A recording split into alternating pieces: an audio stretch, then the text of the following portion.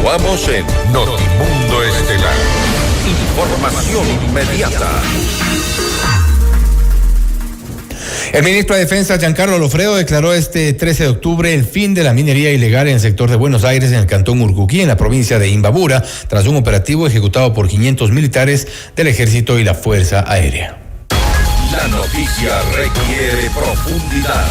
En Notimundo están los protagonistas de la noticia.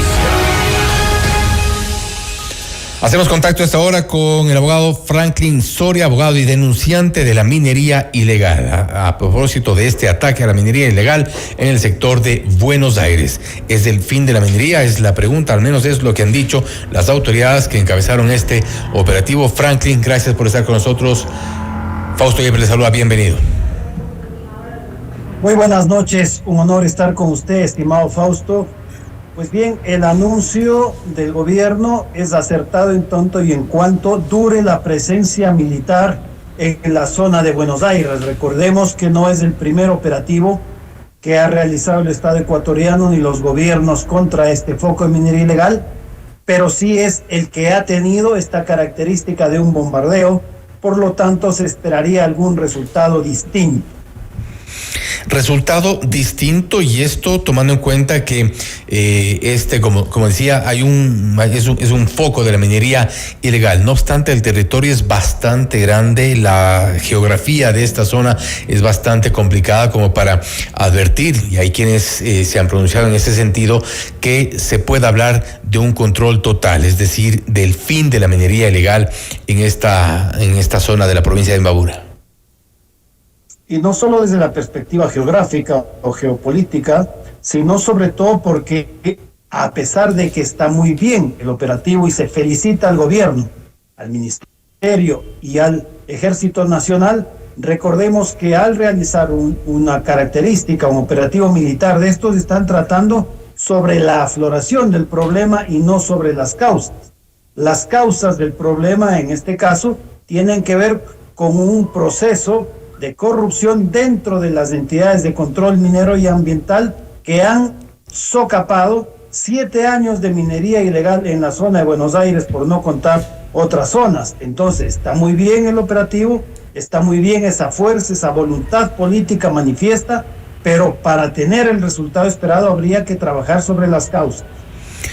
Y trabajar sobre las causas, además, otro dato que queda un poco, de alguna forma, inconsistente con la posibilidad de poner fin a la minería ilegal en esta zona, es que hay 7 aprehendidos, se ha dicho, en un inicio, que están ya siendo sometidos a un proceso de investigación en el contexto de las actividades de minería ilegal en esta zona. Y todos sabemos que allí no trabajan 7, trabajan por decenas, por cientos, las personas que se dedican a este tipo de actividades, entre otras, que están también liderando parte de la economía ilícita de la minería ilegal. Y además quienes operan allá son, como hemos denominado en nuestras investigaciones, en nuestros estudios, los esclavos de la minería ilegal. Los beneficiarios, los exportadores de ese oro no están precisamente en el oro.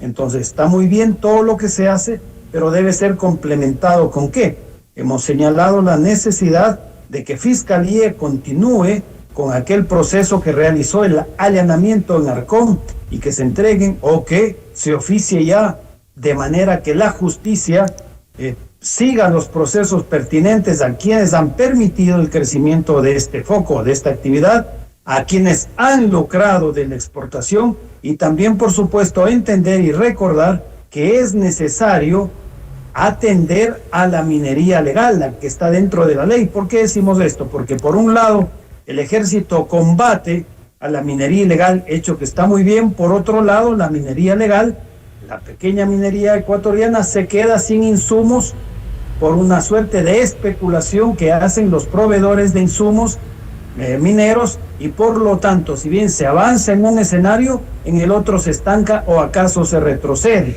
Esto implica una mayor agilidad en la gobernanza minera actual.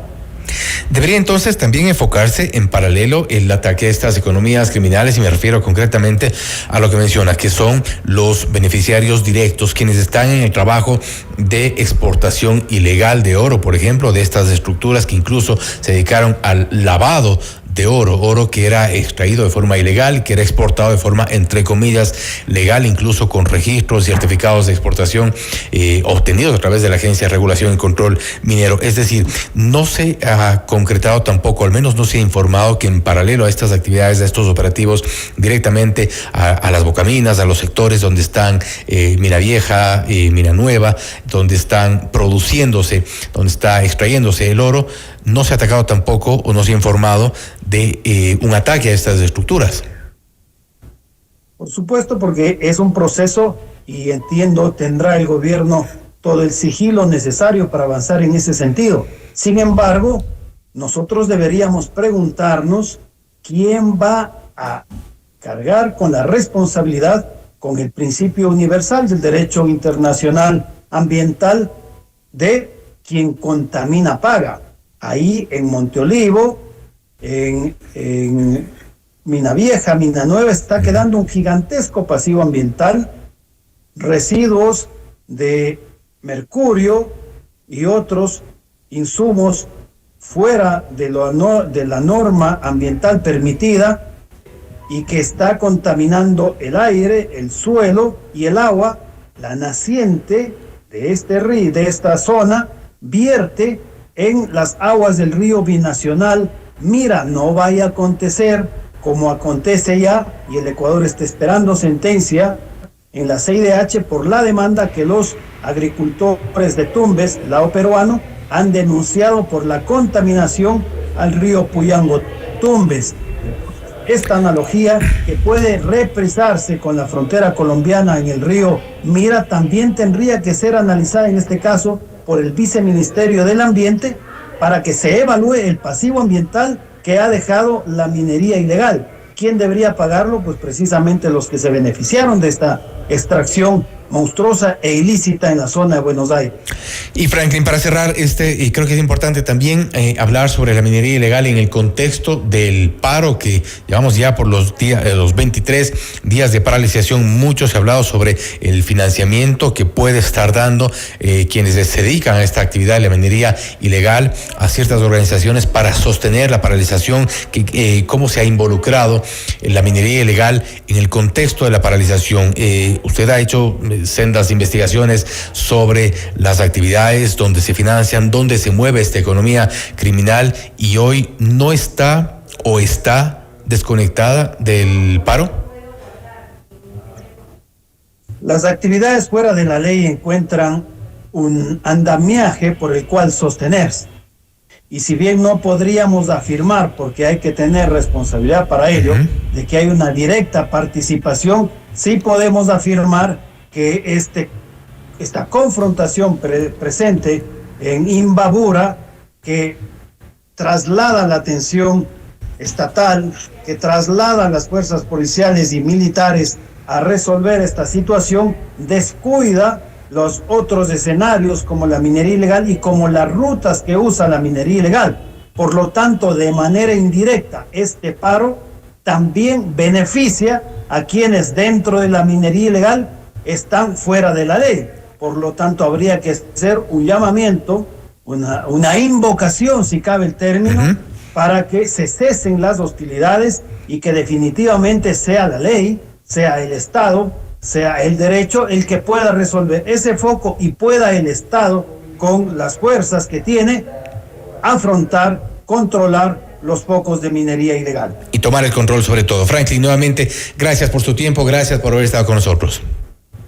Saludos cordiales. Un abrazo. Gracias. Franklin Soria, abogado y denunciante de la minería ilegal, hablando sobre el ataque a la minería ilegal. ¿Se acabará o no? Hay algunos temas que deben relacionarse sin duda en el contexto del ataque a estas economías criminales. Esto es Notimundo Estelar, siempre bien informados.